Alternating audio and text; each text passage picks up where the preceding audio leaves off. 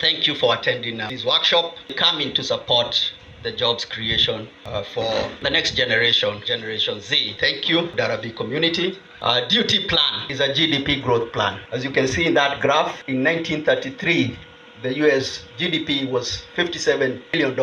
That is half what the GDP of Kenya is today. And they embraced building their country so that people can have food, they can have healthcare, they can have all their rights. And today, GDP has grown all the way to 28 trillion. This is the approach we took from the US, and now we want to implement it here in Kenya, utilizing this project. We have projected that the GDP of Kenya will grow, and it can even reach 2 trillion. Currently, it's around 110 billion, so it can grow even 20 times in the next 50 years or so. Once GDP is growing, that is where wealth is created, that is where opportunity is created, and then passed on to the next generation as inheritance. This project will meet healthcare, housing, food, clean water, social security, education, emergency treatment, clean health, environment, and children's rights, as we wrote in Article 42, 43, and 53 of our Constitution. The Diaspora University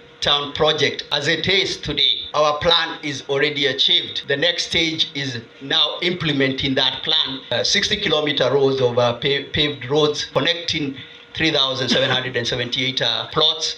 And in those plots, 4,000 buildings, 15,000 jobs created, 5,000 students, and 25,000 people reside inside this town. And then SMEs. This adds to our Kenya GDP by 15 billion. Project we compare ourselves with is Konza City. Konza City started in 2006 as an idea, business process outsourcing. 2008, it became a government project. And from 2008 to date, they receive every year anywhere from 200 to even a billion shillings. To date, they have built water, they have built roads, ICT, offices, and there is also a data center which we are also looking to support us here at the DOT. Their balance sheet is 51 billion. On our side, we started around 2006. There was an idea of a university development plan and a housing development plan. We merged them in 2009. We created our master development plan and aligned it to Kenya Constitution. From 2012 to 2017, we looking at for the resources that are needed. Institution town plan approved by Taita Taveta County. Darabi joined in 2016 with the land grant. The Diaspora University Trust was registered. In 2018, we had Boy offices opened. We started creating jobs. Trust incorporated. We did our NEMA strategic environmental. It was given approval. The physical plan. We have all the building plans. NEMA ESIA, first 583 buildings and 12-kilometer road network. Then we moved our offices here at the site. Our balance sheets for 2023, they audited at 3.97 billion. That is the trust. Duty credit at 228 million. DKTB at 96 million. Both projects will grow new wealth, property, and businesses that are going to be open. Ourselves, our target is to reach around 150 billion.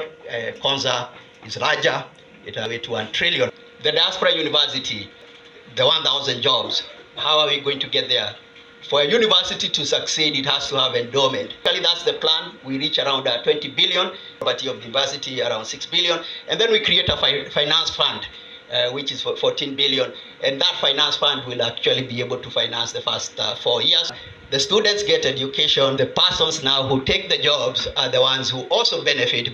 The first 100 or so jobs, with the Darabi community taking around 30. So basically that shows that our budget, we are ready. We know what we are developing. We know where we are heading. It's now just a process of accelerating the hospital. Each and every person of us at one stage or the other, we need healthcare. That is the plan that we have set up. When you're developing healthcare, your goal is to keep on increasing your budget. This is a non-profit hospital, so the more you increase your budget, the higher the quality of healthcare that you achieve. This hospital will benefit the residents of Voi and all over. We are excited that we have doctors, nurses who have spent a lot of time in some of the best hospitals in the US and in Europe, shaping this plan. Have the town, and the goal is to reach 1 billion in budgeted revenue and allocation. All the roads are well maintained, clean water supplied, the environment, 500 jobs, mainly on the side of environment and also safety and security. Then we have the design build SME, and the design build SME is allocated 9.2 acres, and that's the SME that we are looking to be started by professionals. And we can see right now it is already started. It's only once we start the building, it will then come out as an SME, and by the fourth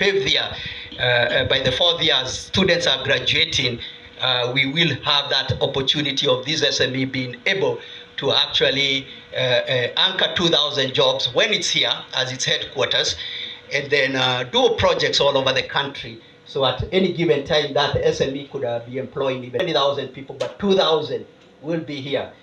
Kenya has got a vast opportunity of design build work. For us to literally eradicate the slums, we need to build houses of close to 50 trillion. So that's an opportunity that is there. This design build company will, of course, work with the companies that Dara is starting to progress housing and other opportunities. Again, the budget that we are looking at that it will implement is estimated at 38.3 billion. Another company that we have is the Daktari Biotechnology Limited, which is the medicines and vaccines. Dr. Wilson Idege is a scientist who has been in Boston, Cambridge area. In the pharmaceutical, the headquarters of most of the biggest pharmaceutical companies is in Cambridge, Massachusetts, where Harvard University and MIT, the top two universities in the world, are just next to that pharma industry. And so they are the drivers of that pharma industry. Right now, where we are standing, this is the Daktari Biotechnology Medicines and Vaccines plot. The building, we will have 500 good jobs that this company will have created. People will always take medicine, especially as they grow older. We all need medicine. Sometimes we lack it. We are asking any investors to also join us in this plan.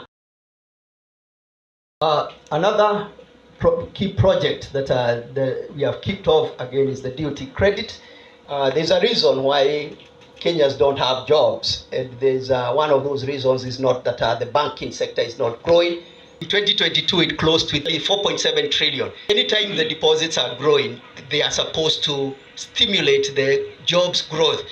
But unfortunately, it doesn't happen in Kenya with financial institution that is primarily targeting the growth of jobs.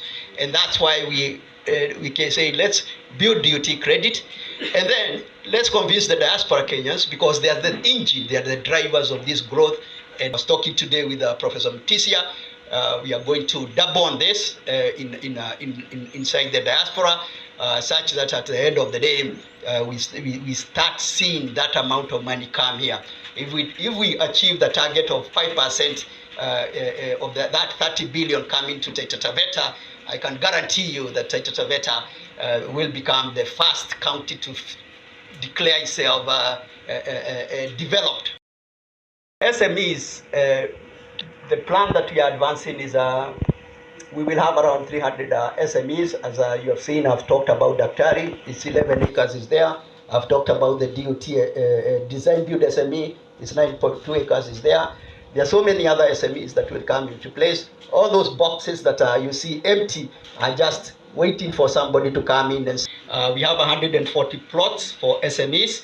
They are the categories that will own buildings, that then there are other SMEs that of course will rent, and eventually we'll have 300 SMEs. They will support the town. Then there was the housing. So that's the housing plan. It will house the 25,000 residents that will settle, and they will resort from the jobs created. The Gen Zs who have shown that they have the will and determination to change anything, can eradicate the slums and also preserve the environment.